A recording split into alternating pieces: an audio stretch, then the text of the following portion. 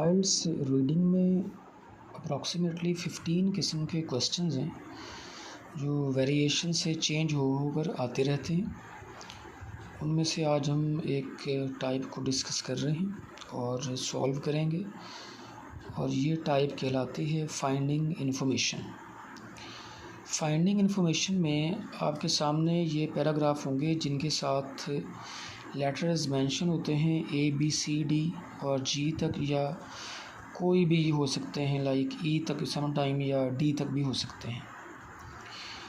First of all, you will have to understand the questions and you will have to make the keywords.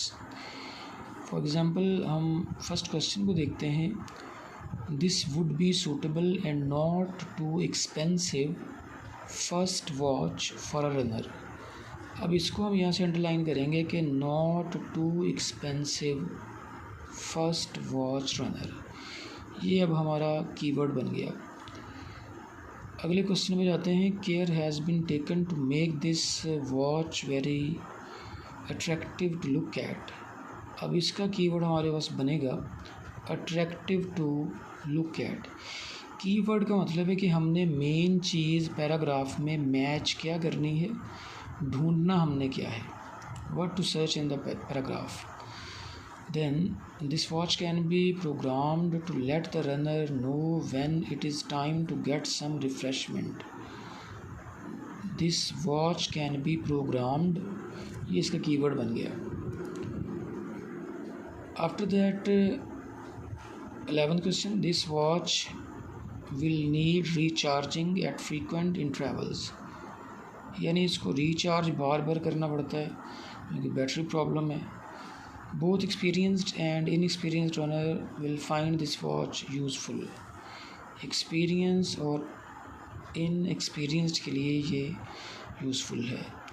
Runners will find all the features on this watch are useful. All the features useful. People who do most of their running in cities may find this watch is not appropriate for them. Cities not appropriate. अब हमारे पास ये कीवर्डिंग होगी, यानी पहले कि not too expensive, ज़्यादा महंगी नहीं है, अट्रैक्टिव है और प्रोग्राम्ड है, रिचार्जिंग प्रॉब्लम है, एक्सपीरियंस इनएक्सपीरियंस, यूज़फुल है, ऑल फीचर इसके, और सिटीज़ के लिए ये मुनासिब नहीं है। अब इसको हम देखेंगे और first question not too expensive, अब हमें इसको मैच करना है। मैच कैसे करेंगे, इसमें ऑल्टरनेटिव वर्ड्स यानी सिनोनिम्स बहुत ज़्यादा इस्तेमाल होते हैं। If we try to sum up aisles in one word, the one word is nothing else but vocab. आइल्स अटेम्प्ट करने के लिए वोकैबलरी इम्पॉर्टेंट है, और चाहे वो मॉड्यूल लिसनिंग का है, रीडिंग का है, राइटिंग का है और स्पीकिंग का है। Question number 8, not too expensive. इसको देखें ई में, this is a well priced. अब इधर लिखा हुआ है वेल प्राइस्ड, और यहाँ पर हमारे पास क्वेश्चन में था not too expensive. Not too expensive equal to हो गया वेल प्राइस, तो यानी इस क्वेश्चन नंबर 8 का आंसर हमें मिला है ई में, तो हम क्वेश्चन नंबर 8 के सामने यहाँ पर लिख देंगे E. Then watch very attractive to look. Attractive है देखने में, और स्किमिंग करेंगे।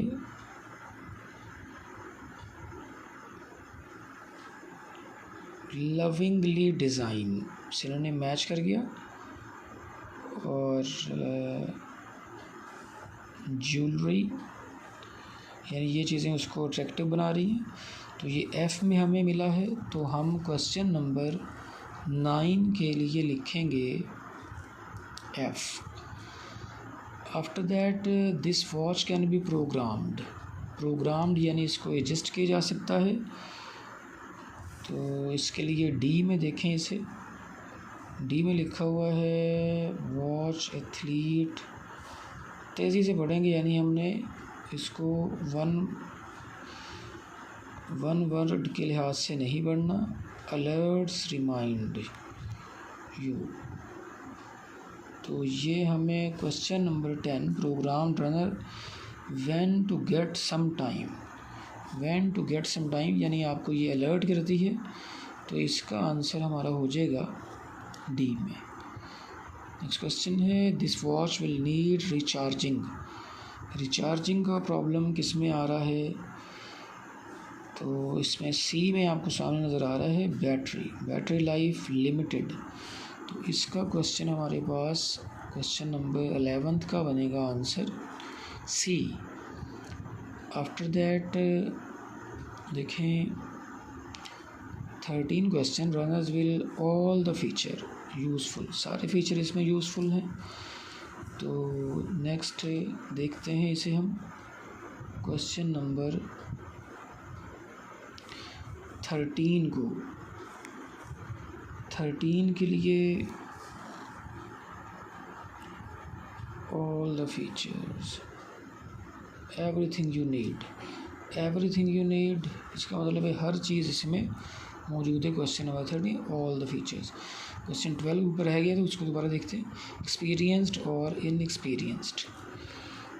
डी में से देखें, में great watch athletes at any level, चाहे आपको कोई भी लेवल है, यानी चाहे आप एक्सपीरियंस्ड हैं चाहे इनएक्सपीरियंस्ड है, लेवल जो भी है ये आपके लिए बेस्ट है।